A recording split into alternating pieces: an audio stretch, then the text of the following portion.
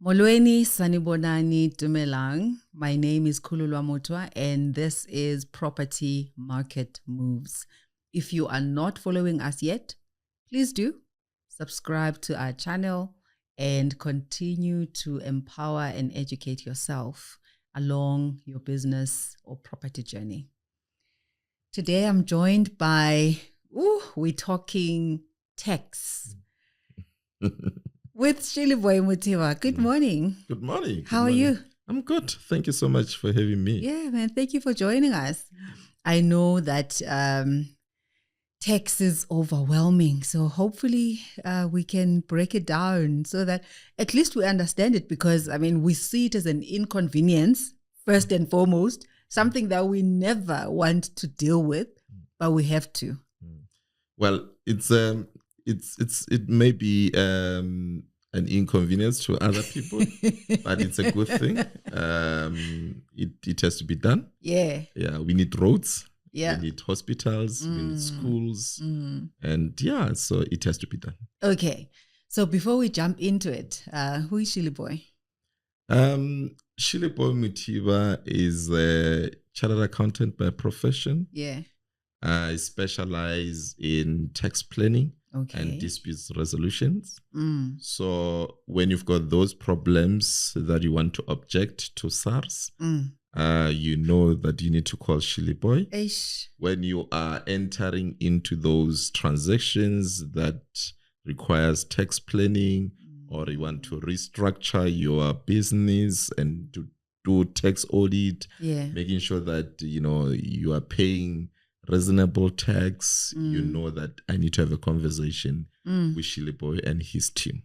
And I originate from Limpopo, Polokwane. And since I came to Joburg, I think 2004, so effectively naturalized in Gauteng. 2004, that's 20 years. Yeah, exactly. 20 years ago, I came to How Time Flies. Yeah, I came to do studies, and yeah, that's pretty much me. Okay, so before we jump into it, I mean, are all accountants made equal? And I think by that I mean, can any accountant solve any problem? Look, firstly, I think we all know that accountant is just an umbrella name for someone who studied accounting, right? And there are other accountants who specialize in different fields. I mean, I'm one of those who zoomed into property sector, as you all know, that I specialize a lot within the property sector. 99% of my time, I solve tax problems within property sector. So when we say, are they made equal, then it means that if one now, you take me and say, go and solve mining tax problem, it might be a little bit of a challenge, but doesn't mean that I can't do the research. Luckily with how I approach tax, because as a tax planning expert or a dispute resolution, you are required now to do more research. You're forever doing research, having to, so that you can answer those tax questions. But I think the accountants may differ because of an exposure and experience in a particular field or in a particular sector. I think also mainly because from tax point of view, tax is quite broad in a sense that there are certain areas of specializing. Hence, I specialize in tax planning and tax dispute. There are those who will specialize in tax compliance. There are those who will specialize in VAT. There are those who specialize in corporate income tax and trust and things like that. So, yeah, you may find that when you look at someone who specializes in tax dispute and you take them to maybe an area that has to do with IFRS, which is accounting standards on how financials has to be prepared, they may struggle to do that because it's not something that they actually do on a day-to-day basis. But I expect them to actually interpret those financial statements. Okay. So on a day-to-day basis, when you're looking for an accountant, because when anyone, registered a business, ideally you should have an accountant. Who is that person that we're looking for? I think the starting point, actually, you remind me, because I was having this discussion with one of the clients. They are holding a property fund and, aggregate capital from various places and build whatever, whether it's commercial properties. Yeah.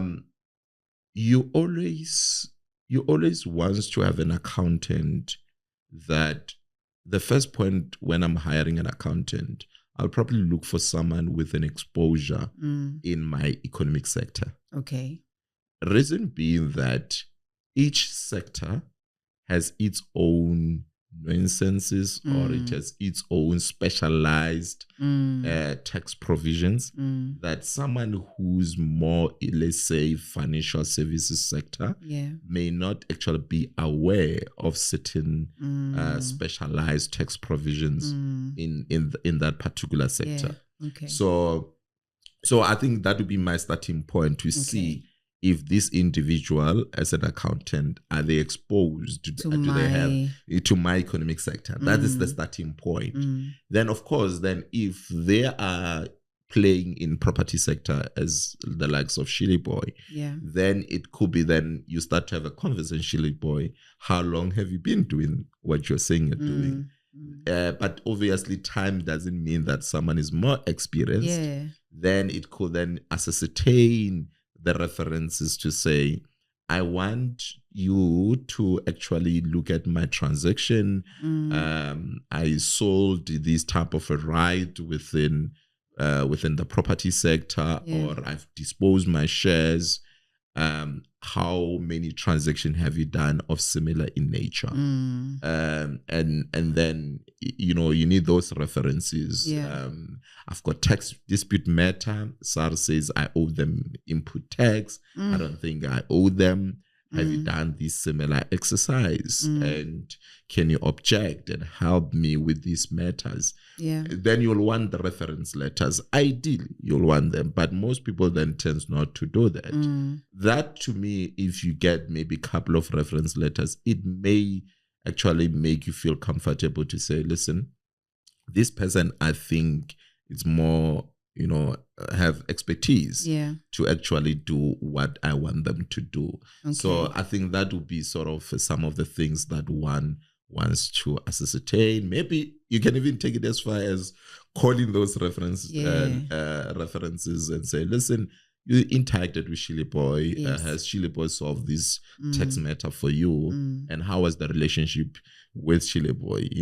So those are some of the things. Personally, if I were to hire an accountant, I'll basically try to at least do. Okay. So I have an accountant, and there's this letter that has come from SARS that says I owe. Firstly, how do I even know? Because if my accountant was doing their job, or at least they understood, my sector well, they should have been able to manage it such that, I don't owe. So I get a letter from SARS that says I owe X amount of money. How do I even know if this sounds right or not? What are the indicators? What would lead me to get to you to say, I don't think that SARS is right here? Look, I think the very fact that you are getting letter that SARS says that you owe them, some people call it letter of demand. I think the starting point will be, you'll firstly have to get an assessment. There's something we call it an assessment. So you are being assessed on a particular type of tax. And it will indicate whether you owe SARS or SARS owes you. So that is the starting point. And before you even entertain this letter, is for us to understand which tax period is this letter referring to. I'll give an example with, say that if SARS say you owe us so much money, and you find that it's related to a certain tax period, say August as an example, which is maybe your tax period, then we'll then have to go into the assessment of that particular tax period and try to ascertain what caused, how did this amount that you owe SARS came about. Because you may find that, let me give you a practical scenario. There are people who will claim an input VAT, right? You claim an input VAT, SARS look at it and says, listen, give us the supporting documents for this input VAT. Therefore, meaning that the assessment that you're probably going to get would have actually not be including that income tax, rather input VAT. Therefore, you need to then say to SARS, here are the supporting documents in relation to this input VAT. So what then people tend to do in practice is that some people that are not as administratively efficient, they then don't respond to such letters, right? Well, they should have responded with supporting documents so that then SARS, if it's comfortable and is satisfied with the supporting documents that you would have provided them, therefore they could potentially allow deductions of that input tax against the output tax, right? However, most people then not respond. It eventually then SARS finalize the assessment to say, this is our final assessment, therefore you owe us 10 rand. Then they will send a letter of demand, say, listen, we need this, we need this, we need that. Eventually then they'll end up setting the final demand so that you settle. So you see, you need to go back to say, what is the root cause of this? Because you may find that you're actually in the wrong, you should be paying SARS, or you actually have the grounds that you can dispute the matter. And then this is where we come in. Then we lodge disputes, we write our opinions, and then we lodge, and then we take through the steps. Eventually, the decision has to be made. Okay. So for small businesses, when we think of, filing, we're thinking, the business has been making money. We actually have, we've been getting work. If I've registered a company and I have not done business, you'll get a notice from SARS that requires you to file, or that you've missed, a filing season. And I'm thinking, I have not done any work, so I've got nothing to report. How does that work? So every year there's what you call a notice that gets issued by the commissioner. Actually, the correct terminology is the commissioner. The commissioner is empowered in terms of the act that is called Tax Administration Act. So it's empowered to issue a public notice to call on a person to actually submit returns. Then in that notice, there will be listed persons that needs to submit tax returns. And in that, it will say, for example, a company has submitted tax returns. You and I can agree that the very fact that your company is non-operating doesn't mean that it's not a company. It's a company as defined. Therefore, it has to submit returns because the commissioner, through gazetted public notice, has issued an instruction that you need to submit a return. Therefore, that's how you're going to be obliged to submit a return. So your argument that I'm not making money is not going to surface. So that's how actually in practice the law operates. That's how we end up having to submit tax returns. That's why you end up getting those letters that says you haven't filed, and you end up getting what we call administrative non-compliance administrative penalties that kicks in about 250 rand there and there. It can go as far as about 16,000 if I'm not mistaken, the latest. Sure. So yeah, let's respond to this. It can be very frustrating if you are not making money. I think it then is best to just deregister the company It's to avoid things like that, to being having multiple companies that you're not operating. It's not worth it. Administratively, it's not worth it. Yeah. Okay. So let's get into property tax. Does it make a difference which sector I am in? Residential, commercial, warehousing, in terms of how the taxation on my portfolio is treated? It does. It does. And let me give you an example. If I'm a developer, where I build and I dispose, I could find myself, or rather, I'm going to find myself in most cases having to register myself as a VAT vendor. Okay. Irrespective that I'm actually building, developing residential properties. Equally so, if I'm then a property fund, which is in some case, a lot of cases actually in the property sector, where you find someone is running a fund and they are doing commercial properties, retails, you're then going to find these people registered as a VAT vendor because they are carrying on an enterprise and with which that they are supplying what you call taxable surplus. Okay. Which then warrants them to register as a VAT vendor, and therefore they have to charge VAT on their invoices. Then you get those that have a block of flats, Shillyboy come, rents a property from them, stay with my little family, and then there's a lease agreement, pure exempt supply. Therefore, that particular person wouldn't register for VAT, because they're providing what we call exempt supply.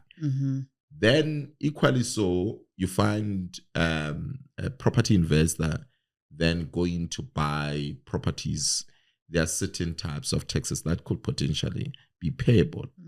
And you find that I'm going to buy a block of flats, and then as a result, that particular person who's disposing this, the seller, is not a VAT vendor because they've been providing exempt supplies. Therefore, I'll pay what you call transfer duty, which is another form of tax that is payable upon acquiring a fixed property.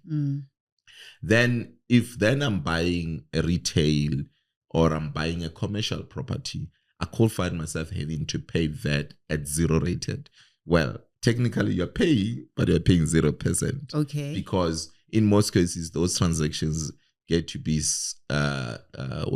finalized or purchased as what we call going concern, and meaning that you are allowed to then buy that at a 0%, zero rated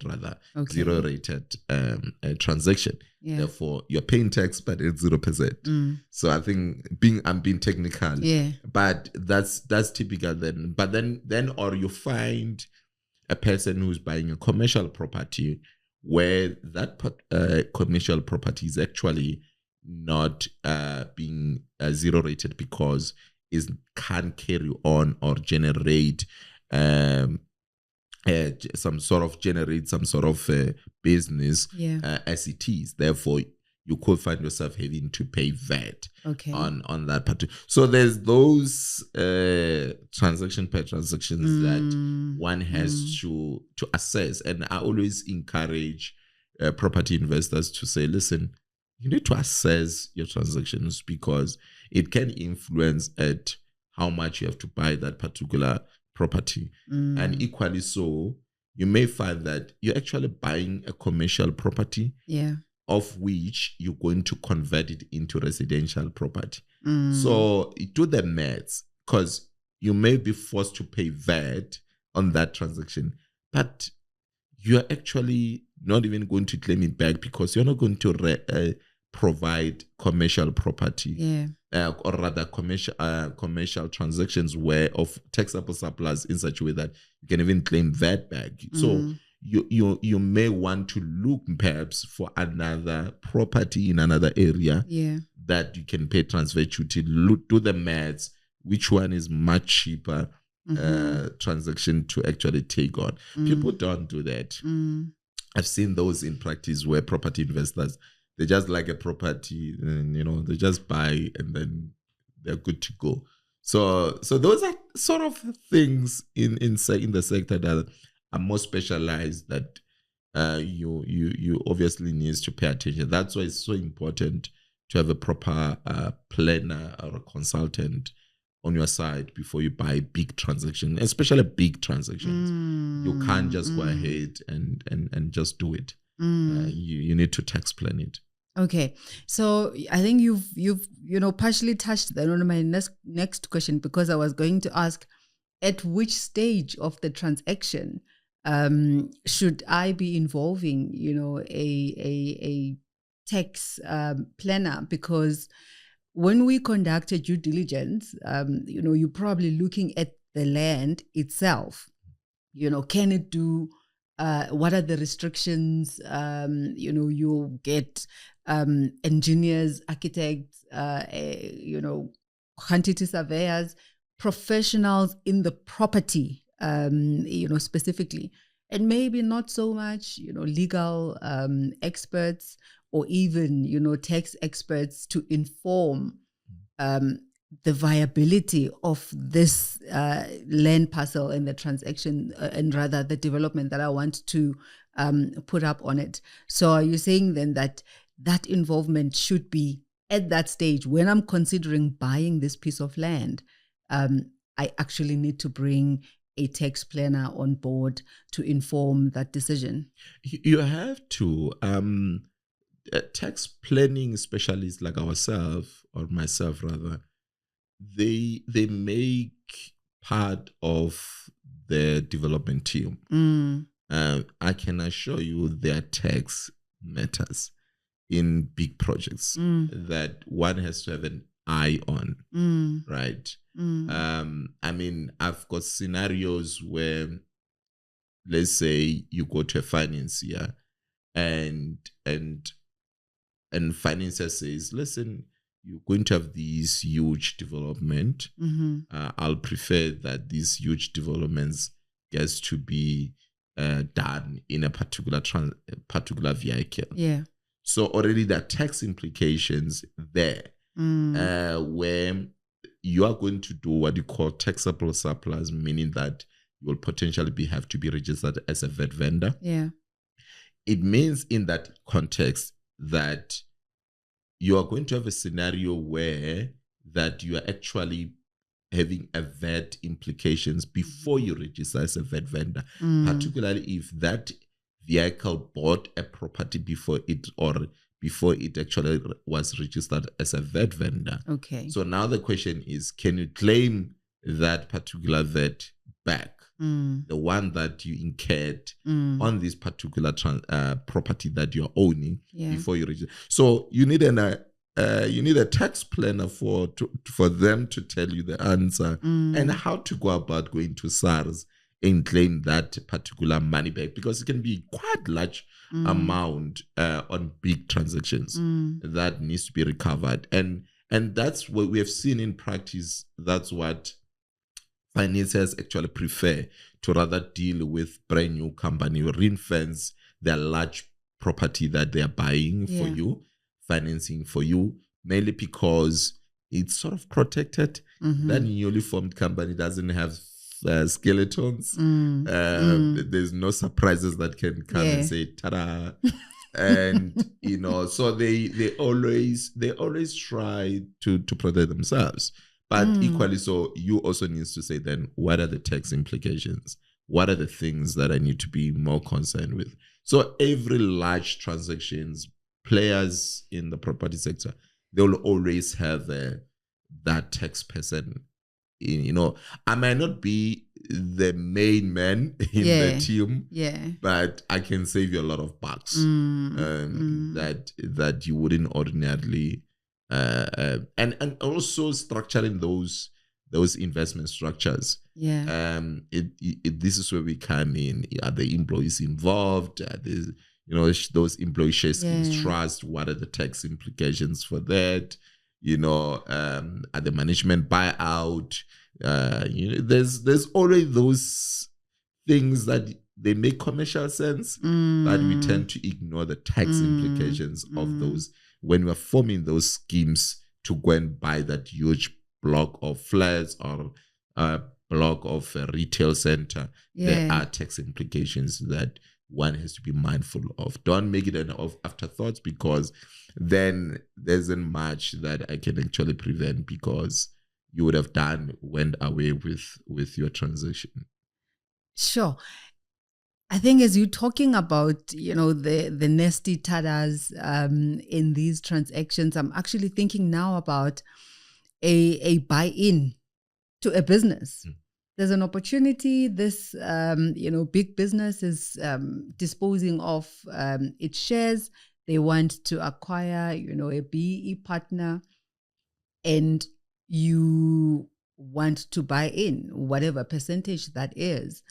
How do I get to uncover the tadas in this business now, as we're doing the assessment of, what the business is worth, the valuation of the business itself, because they will be looking at, the portfolio that it has, its liabilities, and does that factor in, the tax burden that is on this company when this valuation is done? So when I buy in, do I get a sight of the tadas before I go in, or you only find out like later that you actually bought a huge tax liability?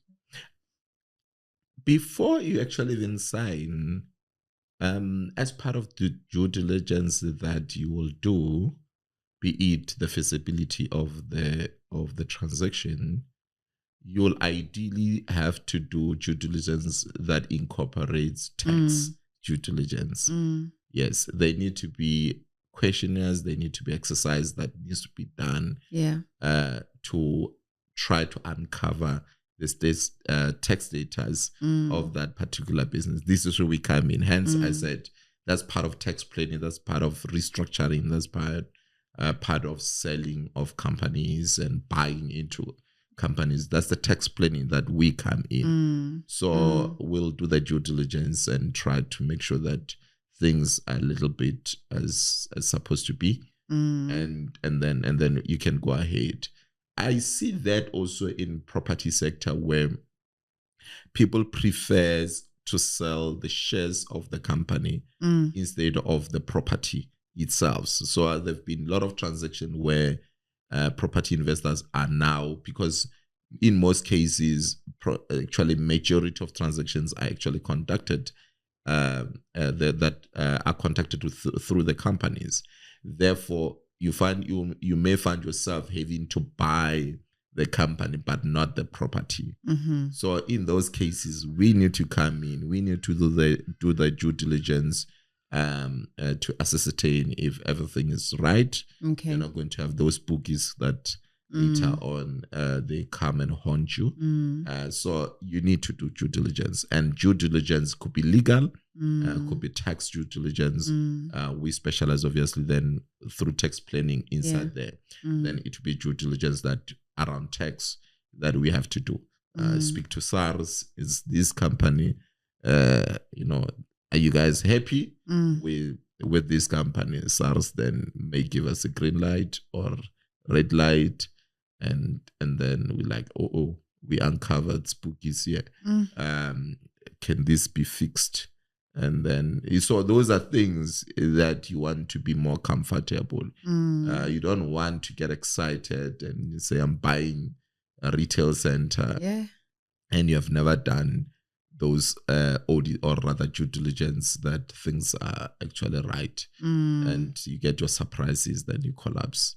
So that's pretty much. So it happens a lot in property sector where shares are being disposed instead of the actual physical property. I'll prefer to buy physical property. Yeah, but for whatever reasons, sometimes people rather buy the company. Yeah.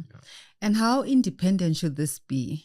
So if the company that I want to buy into has their own, tax practitioners, having prepared whatever needs to be prepared, do I need to get an independent, expert to actually look out for my personal interests, or I can trust whatever I am getting from this company? Look, I think already from conflict of interest exists, because if I'm going to have a view on what I've prepared, then there's a conflict of interest. There's a self-review. In auditing, they call self-review threads there. So there's a conflict of interest as a result of me assuring the buyer that what I've prepared is right. It's above board, So the buyer will ordinarily then have a tax planning and dispute resolution specialist like myself, where we come in and we have a chart, we collect whatever information, we review tax schedules, tax packs, and then we go to SARS and we say, SARS, this entity, is everything okay? And once SARS gives us a green light, we're like, okay, this is how we can go ahead with this transaction. Perhaps we got a little bit of skeletons that we can use in the negotiations. So that can help you, by the way, because there could be skeletons that we discover that we say, hang on, there's something there, but we can fix it, because some skeletons can be fixed by the likes of us. We go back to SARS and say, hang on, yes, you're saying there's a skeletons, but this is how we can fix the skeletons. And then we use that to advantage during your negotiations. So it's not always bad to find skeletons. Some skeletons can be converted into an opportunity where you use them, you leverage of them, so that you negotiate the selling price to go down. Okay. And you move on, because you know that, of course, Shillyboy is an expert. You can actually object to this matter and resolve it. You still benefit in two ways. So you solve the matter, but you reduce the selling price as a result of that matter. All right. Then you win. Okay. So VAT, should businesses register for VAT? That is, I always laugh because that is not something that, okay, maybe let me answer it this way. If you look at the requirements to register for VAT, is for a person that obviously is carrying on an enterprise, and in that they are providing or they're supplying taxable supply. So that is the starting point, general provision. And you've got a scenario where if then you are providing those taxable supplies, things that are taxable supplies, I mean, it could be anything else excluding those that are listed as an exempt supplies, right? So you firstly need to look at what is exempt. So if nothing is exempt, then it means it's taxable supplies. That is a simple principle. So, and you are obliged, that's the right terminology, you're obliged to register for VAT the moment you make him more than a total value of those taxable supplies of more than R1 million. Okay. Right. So you're obliged. It's not like you just wake up and say, hey, I'm not interested. However, you also have voluntary registration where you're making, I think, about minimum 50K in the next 12 months, or you are projected to that you can make 50K in the next 12 months. So you can do a voluntary registration for that. Some people always say, if I'm registered for VAT, I look like I've been around in a business. Therefore, I want to register for VAT. There are those stories. But there's an obligation, you're obliged. And there's something that I want to raise around that. most people, or rather not most people actually, I must avoid using the word most. Some people, they tend to look into registering for VAT only at the end of their financial year, and they compare that. But when you read the legislation, it's actually making it your obligation that you need to always, at the end of any month, you review if in the last 10, 12 months, you actually have not made more than a 1 million rand. Okay. So that's very, very important that most people actually don't really realize. Because you could find yourself in a particular month, when you look back, you actually made for more than 1 million. Then, therefore, you were obliged to register for that. Okay. And you could find yourself finding yourself having those tax penalties as a result of not complying with the tax VAT Act. So that look back is 12 months from that month. It is not aligned to your financial year. It's not. Exactly. This is where I see in practice some people getting it wrong. It's not aligned to your financial year, and you need to continuously observe and monitor that you're actually not passing over the threshold. And therefore, the moment you pass that threshold, you automatically need to register for VAT with that effective date. Then going forward, then you're a VAT vendor. So those are technicality that some people tends not to actually be aware of, or not being mindful of, that could find themselves actually being in the wrong. Of course, then if you are providing exam supplies, say you're just renting out properties, you're not going to register for VAT because you don't even qualify. You are providing exam supply. You're not a VAT vendor. Or no, you're not a vendor actually. You're not carrying out an enterprise and that is supplying a taxable supply. Because renting out properties in terms of residential, where there's a lease agreement involved, just a normal, let's not even go into the technicalities, where it's just a pure, you've got an empty flat. I need to be specific. Where it's an empty flat, someone comes in with their own furniture, come in with their family, they sign a lease agreement, say, listen, I've got 10 months, I just want to stay here, or it's just continuous. That's a purely exam supplies. Yeah, that in that context, then you're not carrying out a taxable supply. So you've spoken to exemption. Tax deductibles. I mean, what are those in an ordinary business? Maybe let's look at a small business. I'll use property sector because that's where I'm more familiar with. The ordinary expenses that you'll find in a pure rental stock, where it's clean, simple. It'll be water and electricity. Will be repairs and maintenance, painting, changing of those doors, repainting when the tenant moves out. It could be gardener, it could be caretaker. It could be cleaning staff, cleaning materials, electricity if you are carrying on electricity, which is rare. Electricity has always been passed. It's always been passed to the tenants, rather. So those are some of the, in the main, or estate agent. If you've got a property practitioner who monitor your property, you'll typically also have those type of expenses that you want to deduct against your rental income.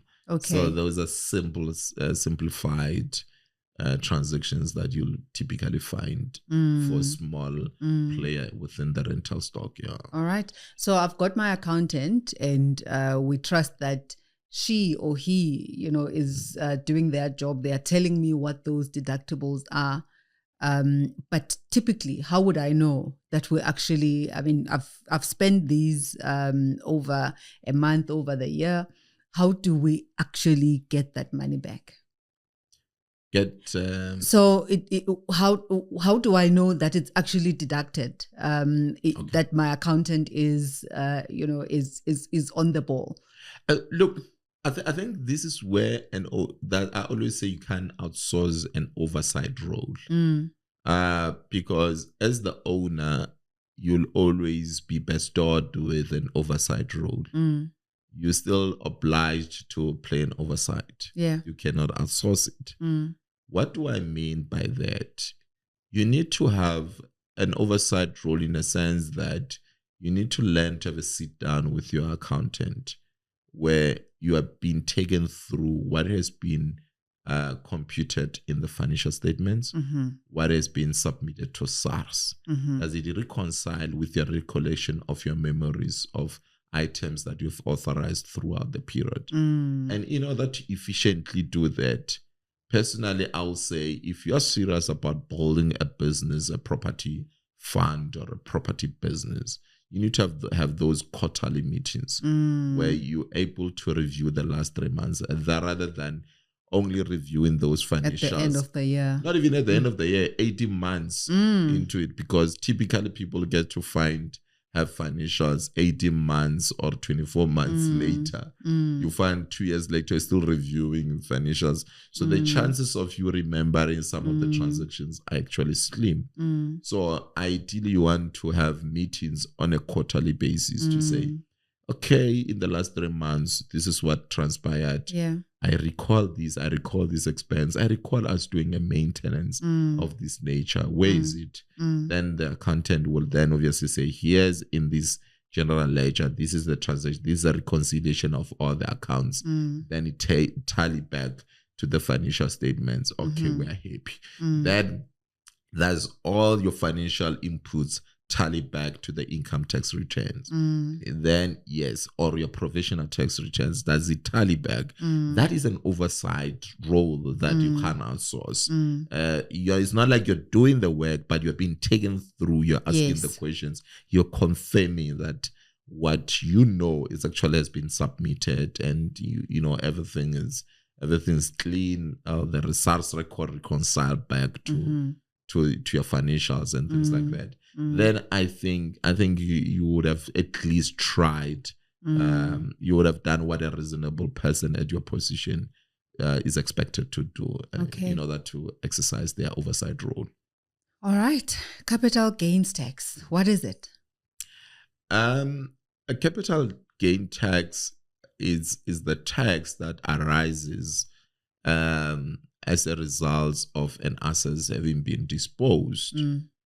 The simplified formula is it's proceeds, which typically is the amount at which you've disposed that particular property at or in some instances, it could be a market value where there's deemed disposal, what we call deemed disposal. The typical will be a market value. Yeah. And minus what we call base cost. Base cost, it also has various variable amounts that one has to add to arrive at what you call base cost. Then you get what you call capital gain. Then there's what you call inclusionary rate. Not entirely capital gain will be taxed. Yeah. In relation to companies, only 80% of your capital gain has to be taxed. Individual is about 40%. Then you add that particular capital gain in your income statements. Then if you want to know what your capital gain tax will be, let's say there's no other expenses or income, then you are effectively going to be taxed at your marginal tax rate. If it's a company, it's 27%. So you effectively can estimate what your potential capital gain tax is going to effectively be. So that is typically how you then arrive at what you call capital gain tax. However, I want to bring something in there in that capital gain tax. I mentioned that you take what you dispose your property at minus what you call base cost. There's a one component there when we arrive at base cost. It's what you paid the property for. Yeah. add transfer cost, add transfer duty. There's also an element of improvements. Yes. That you need to add. Some people, what I've seen in practice, that they end up actually not having these records of the improvements, especially. Yes, especially improvements. You find that you added 2 more rooms, but you can't even tell where the invoice is for that transaction. So, you do this thing, you cash, you buy paint, or you buy bricks with your physical cash, and you can't even reconcile those items. Then as a result, you end up not knowing. So you could find yourself actually overpaying capital gain tax because you did not reconcile or do a proper record keeping of your improvements. That may work against you. You see that a lot with guys that actually build from the scratch their houses and things like that. Their record keeping in some cases are not what's supposed to be, and they end up an overpaying tax unnecessarily. So, sure. I mean, I'm thinking about that record keeping, because the only time that we actually care about those financials and those invoices is when we are taking the money out during the build project, because I'm trying to manage my expenses. But once that project is done, 5 years later, when I sell my property, and I don't even have a clue how much. I may have a sense of how much I spent. Yes, correct. But I have no evidence to prove that I actually spent that money. So you're saying then if I don't keep those invoices, I could actually be paying more tax than I should be when I dispose of that property. Yeah, because how am I going to know how much of your improvements you actually incurred with regard to building that particular property? It makes it hard. So I think let's just improve on our record keeping, and so that we don't pay tax unnecessarily. So, geez, so you've literally just answered my next question, that how can I reduce capital gain? So you essentially saying one of the ways, make sure that you do your record keeping. Yes, one way of reducing your capital gain tax is make sure that you've got record keeping, but also knowing what you can actually add on as a base cost. And this is where you need someone who's understanding the tax to say, these are the items that you can actually add to your base cost. Let's say, I mean, the typical one, it could be where we're actually contesting over the land, the rightful ownership of the land. That, by the way, can be added to the base. How many property investors are aware of defending the title? They call it defending the legal title of the particular property. How many of us actually are aware of that? Yeah, especially for property. You see, it's a specialized field because it has to do with a lot with properties. And it can happen that you are defending a huge land has been invaded, or the others are saying it's mine, or this and that. So the question is, can you add and increase your base cost to that?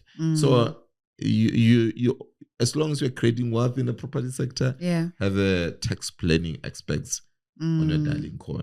There are accountants that will do their books and do financial statements. They may not be specializing in tax planning. So they may fall short because of that.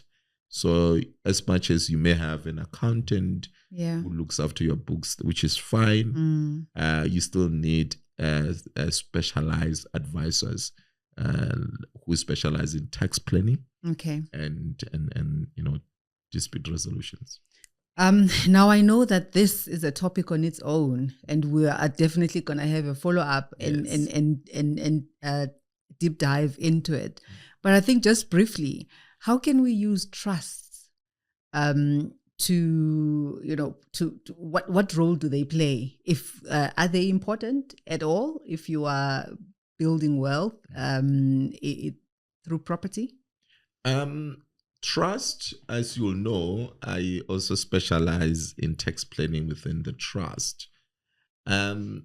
If used well, they can assist one in preserving wealth. They can be used to transfer wealth between generations if used well. I need to emphasize that because in my experience dealing with high net worth families, and I've observed how some actually don't use trust how they're supposed to be utilized. And luckily when we come in and assist those who listens, we then show them this is how trust needs to be handled, and then they end up being protected. It's a beautiful tool. Trusts are meant to separate our personal estates from our business interest.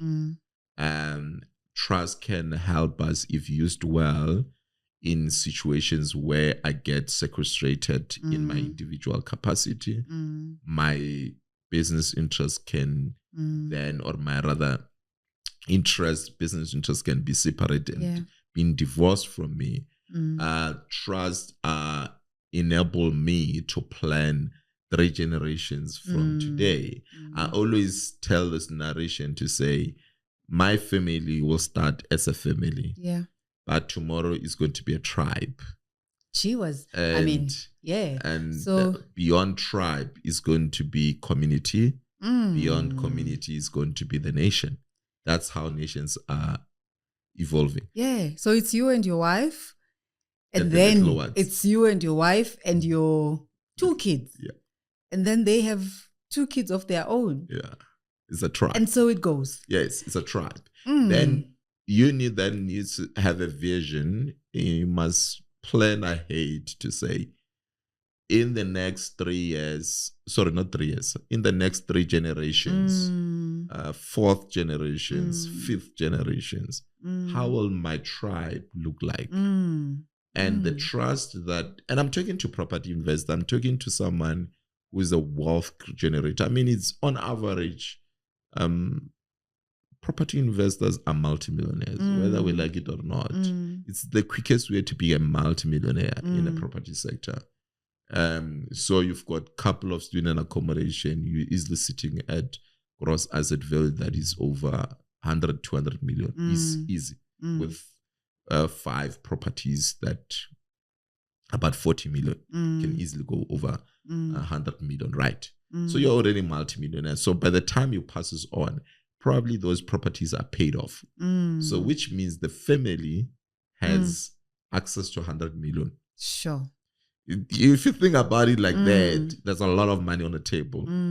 Therefore, you then need to start saying, okay, there's going to be a tribe here beyond my family, because there are outsiders that are going to join us. When these little ones they get married. That's a tribe. And therefore, how do we plan against such challenges? Because the reality is that when there's a shift in status quo, because when there are new people, there's a change in the status quo. How do you plan around that? Who has to benefit?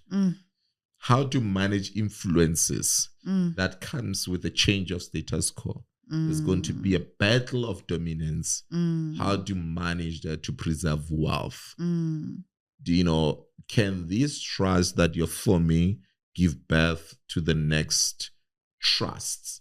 Because you could have this main trust, and then you're saying, my kids, each kids will then have their own trust. And then you sort of move money into that. Then they do their own things with their bloodlines. People do that. Sure. How do you then, having a trust that is flexible enough it caters non-residents, non-tax residents, because the reality is that most of, or rather some of these property investors that we're talking to that are multimillionaires, their kids are going to be global citizens. If not you already, but your kids are going to be global citizens. So we need to consider that. You need to consider that when you're doing your trust. Your trust deed must speak to that. What happens if your beneficiaries are no longer South African tax residents? What are the tax? Do we have that conversation with the family to say, you are leaving the country, but where are you going? And hang on, what are the tax implications?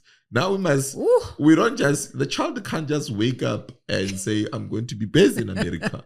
So we need to say, hang on, what does that mean? What does that mean from wealth management point of view? From tax planning point of view? Let's call Shillyboy. Let's have a meeting. Shillyboy, here's a child. He's leaving. He's going to America. He's a beneficiary of the trust. And this child, more than likely, is no longer coming back to South Africa, or he's immigrating. Yes, you'll come and visit us. He's married. You'll come and visit us. But the question is then, what are the tax implications for him no longer being South African tax residents? Okay, so we're going to hold it right there, because that literally takes us into our next conversation, where we really just deep dive into all of these tax, implications, the tax nuances. So if you are listening to this episode, look out for the next episode when we go deep into what Shillyboy has started talking to. So we've got the last question for you from the guest that we hosted before you. How do you suppose we can endeavor to decrease the unemployment rate, especially amongst the youth in South Africa?